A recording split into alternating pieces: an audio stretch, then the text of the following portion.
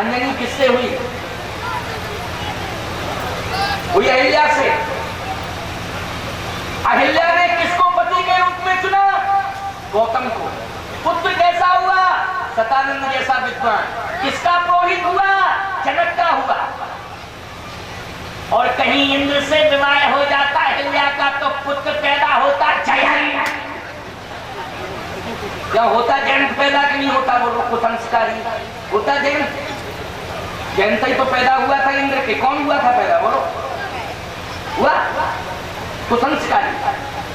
और योगी के साथ विवाह हुआ तो संतान संस्कारी हुई कि नहीं हुई?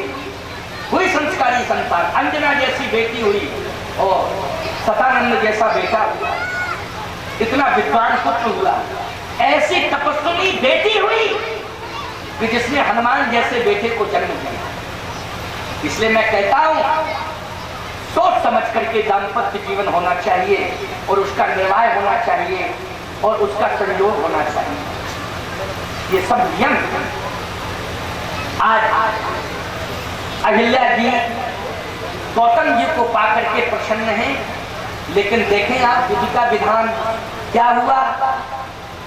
इंद्र जो है अहिल्या जी से प्रभावित बना रहा और उसने आश्रम में आकर के अहिल्या के साथ छल कर दिया।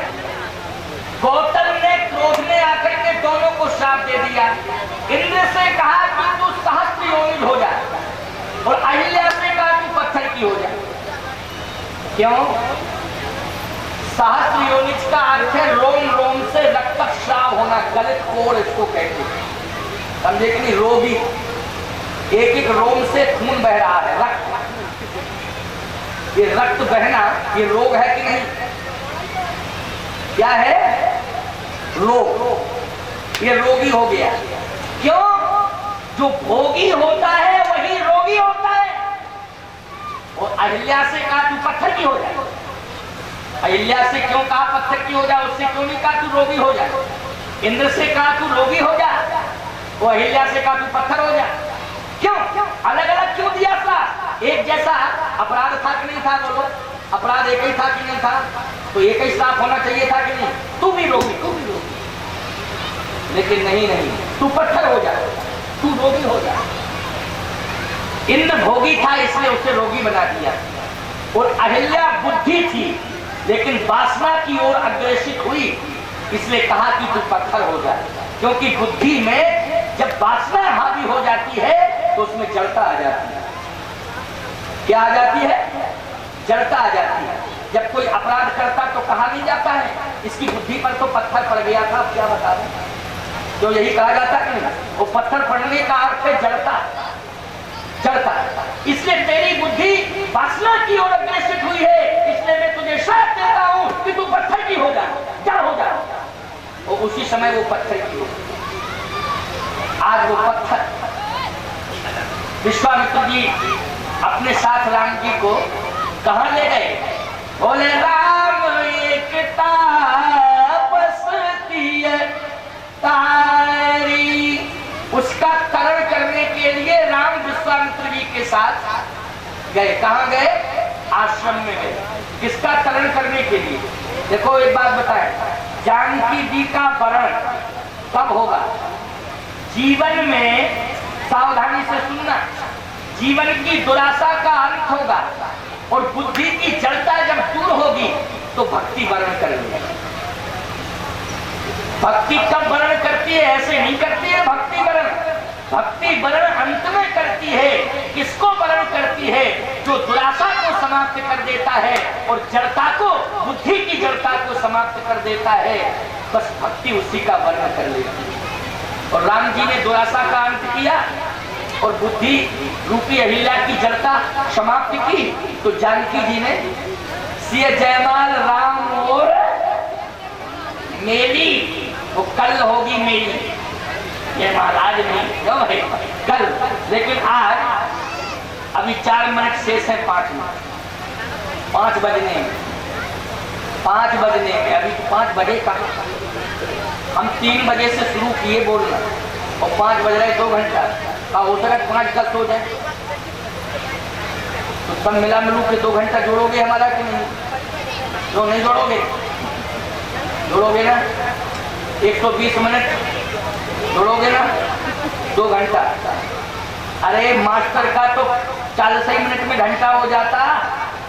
क्यों? हमारा तुम 120 मिनट में भी घंटा नहीं मारोगे। क्यों भाई? कम से कम भले आदमी 120 मिनट में तो घंटा माने दो, समझे?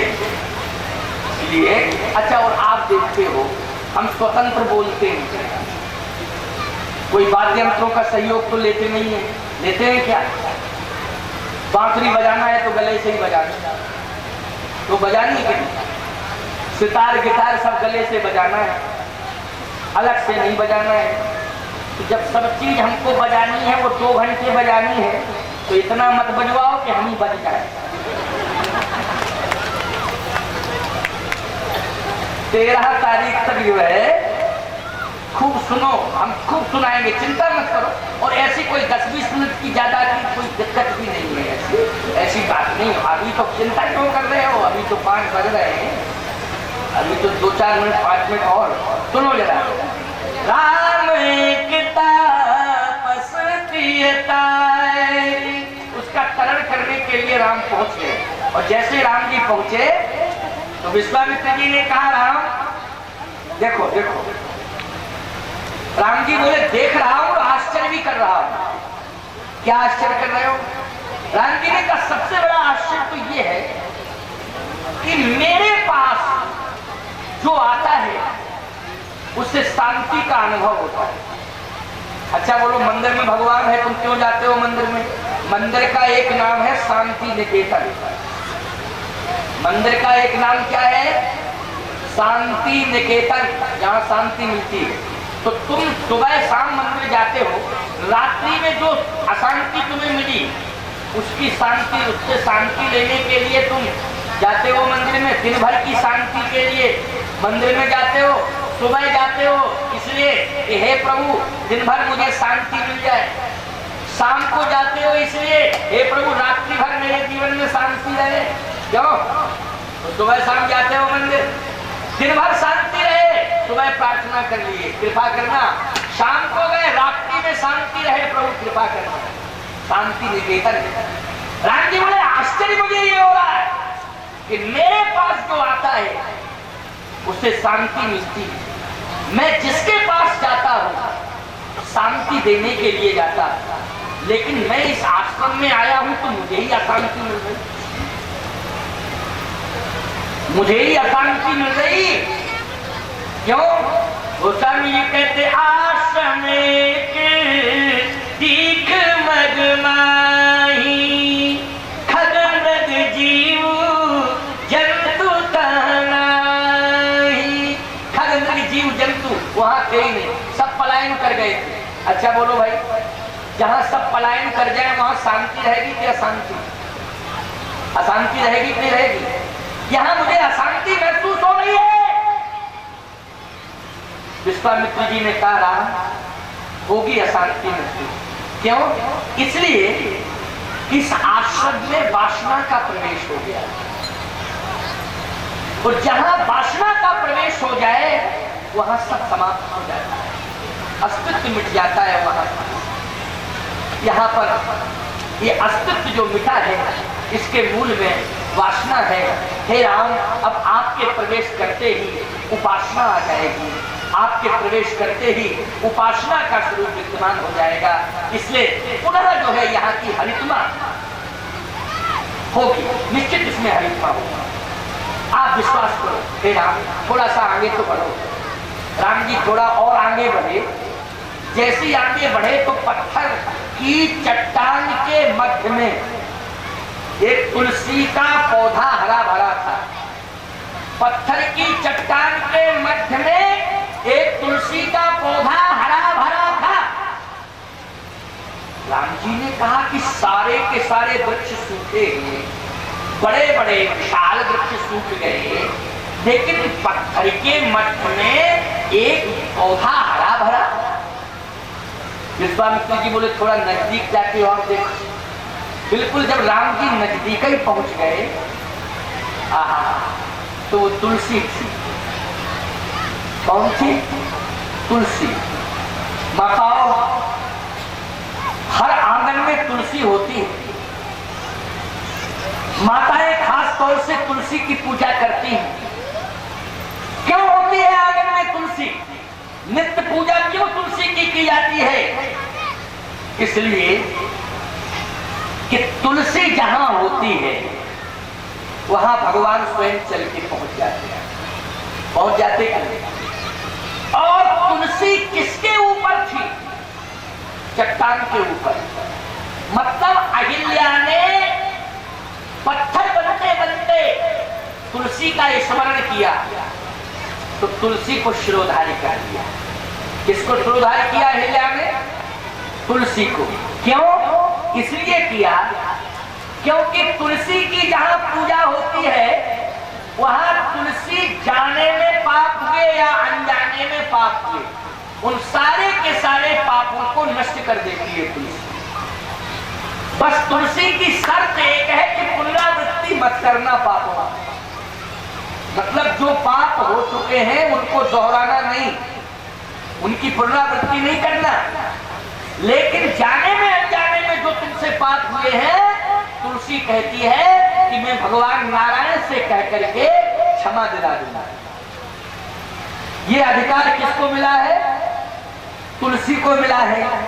इसलिए अहिल्या जब पाषाण की होने लगी तो कहने लगी अहिल्या कि मुझसे जाने में अथवा अनजाने में जैसे भी अपराध हुआ हो, हे तुलसी महारानी आप मेरे ऊपर कृपा करना, किसी न किसी दिन नारायण आकर के मेरा उद्धार कर दें। बस मैं यही मांगना चाहती हूँ, बस इतनी ही कृपा करना। इसलिए तुलसी का आकर्षण था कि भगवान खिंचे चले आए। किसके आकर्षण से खिंचे चले आए? तुलसी के।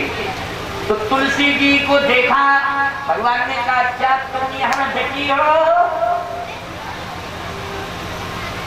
तुलसी बोली हाँ। अच्छा अच्छा अच्छा, यही तो तुम्हारा आकर्षण है कि जहां तुम होती हो हमको जाना ही पड़ता है। तुम जहां होती हो हमको वहां जाना ही पड़ता है, इसलिए मैं आ गया हूं। बोलो क्या चाहिए? तुलसी कहती है कृपा करो। भगवान बोले कौन सी कृपा करें? कहे कि साथ में संत है। संत, जहां संत होते हैं वहां संत ही स्वयं भगवान से कहते हैं क्यों कि प्रभु कृपा करो इस जीव के ऊपर। बोलो गुरु गोविंद दोनों खड़े काके लागो पाए, बलिहारी गुरु आपने जो गोविंद दियो बताए। अब गुरु की कृपा से ही, संत की कृपा से ही भगवान मिले कि नहीं मिले जीव को? बोलो मिले कि नहीं? इस अपराधी जीव को जो अपराध हुआ है, संत ही गुरु बन करके आया, संत ही कल्याण के लिए भगवान को ले आया। कहा कि विश्वामित्र जी बताएंगे। विश्वामित्र जी से राम जी ने कहा आप बताएं। तो राम जी से विश्वामित्र जी कहते हैं गौतम नारी शाप बस उपलते धर धीर, चरण कमल रज चाहिती कृपा करहु रघुवीर। कृपा कर, कृपा कर दो। कृपा कैसे होगी? क्या चरण रख दो। लक्ष्मण जी बोले भैया ठहरो ठहरो ठहरो ठहरो, एक मिनट। किसके ऊपर चरण रख रहे हैं आप? ये पत्थर नहीं है, यह है गौतम ऋषि की पत्नी। तो हम और आप ऋषियों के ऊपर पैर रखते कि पैर छूते? चाहे ऋषि हो चाहे ऋषि की पत्नी हो। अच्छा आपके गुरु हो, गुरु माता हो, तो गुरु के पैर छूओगे, गुरु माता पर रखोगे पैर? यही करोगे? जैसे गुरु को प्रणाम किया जाता है, अपना सिर रखा जाता, वैसे गुरु माता के चरणों में सिर रखा जाता। नियम तो वही है, यही नियम है कि नहीं? आप ऋषियों को प्रणाम करते हैं तो ऋषि पत्नी को भी प्रणाम करना चाहिए, लेकिन आप चरण रख रहे हैं। भगवान ने ऐसे हटा लिया। विश्वामित्र जी बोले, राम भाई की बात मानोगे तो महात्मा की, ये बताओ, हम सभी संतों ने तुम्हें परमात्मा बना दिया, किसकी बात मानोगे? महात्माओं की मानोगे कि भाई की मानोगे? नरेंद्र मोदी को तुम लोगों ने प्रधानमंत्री बना दिया, तुम्हारी बात मानेगा वो भाइयों की? बोलो, तुम्हारी मानना चाहिए। तुमने तो मत दिया कि भाई के मत से बन गया, जनता के मत से बना। किसके मत से परमात्मा बना है? संतों के मत से, साधु मत और शास्त्र मत। जब दोनों मत हुए तब लोक मत जुड़ गया। पहले साधु मत, शास्त्र मत, इसके बाद है लोक मत। जब इन सारे मतों ने स्वीकार कर लिया तभी परमात्मा घोषित हुआ कि नहीं, ये परमात्मा। इसमें साधु मत, बात साधु की मानोगे कि भाई की? साधु की, तो रखो।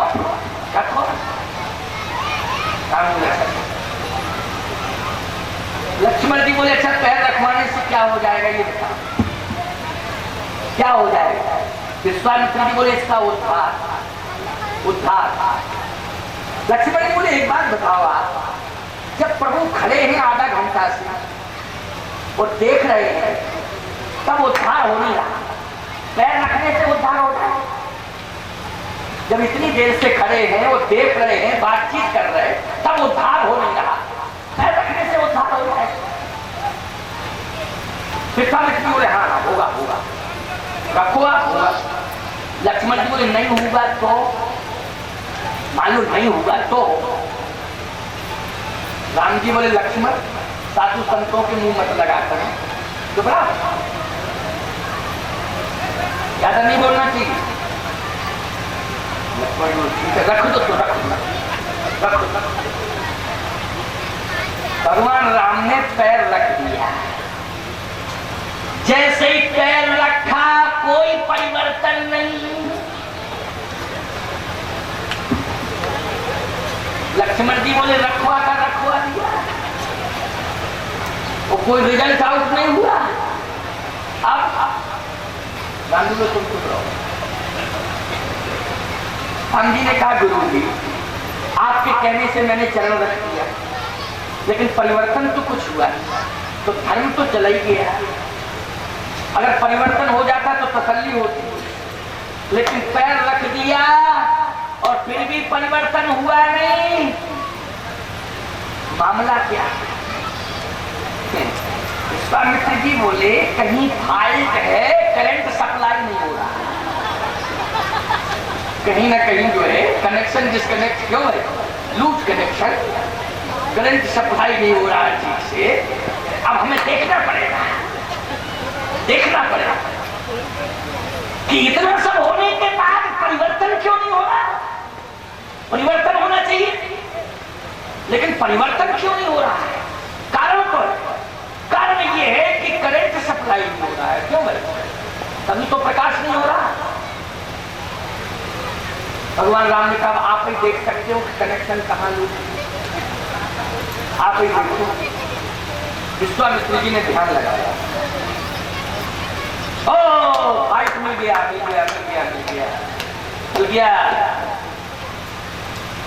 क्या है फाल्ट? फाल्ट यह है कि तुमने चरण रखा लेकिन रज नहीं डाली। रज डालो, क्योंकि चरण कमल रज चाहती, कृपा करहु रघुवीर। चरण कमल रज चाहती, इसलिए रज डालो, रज। लक्ष्मण जी ने कहा, एक बात बताओ, जब पूरा चरण ही धर दिया तो रज से क्या मतलब? रज का कौन महत्व है? क्या बात कर रहे हैं रज?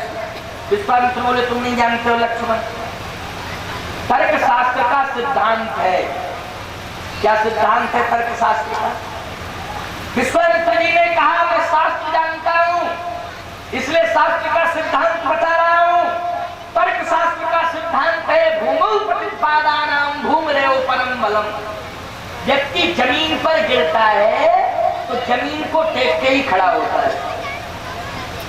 अच्छा बोलो, जैसे कोई जमीन पर गिरे तो आधार किसको बनाता है उठने का? जमीन को ही बनाता है। लक्ष्मण जी बोले मतलब क्या हुआ? विश्वामित्र जी बोले मतलब ये हुआ कि इसका पतन रज से हुआ है, इसलिए रज से ही उद्धार हुआ। जहां जिसका पतन वहीं से उसका उत्थान। लक्ष्मण जी बोले हमारी समझ में ये बात इसलिए नहीं आ रही है भैया, आपकी में आ रही हो तो अलग बात है। कैसे? बोले जैसे कोई व्यक्ति करंट लगने से बेहोश हो गया,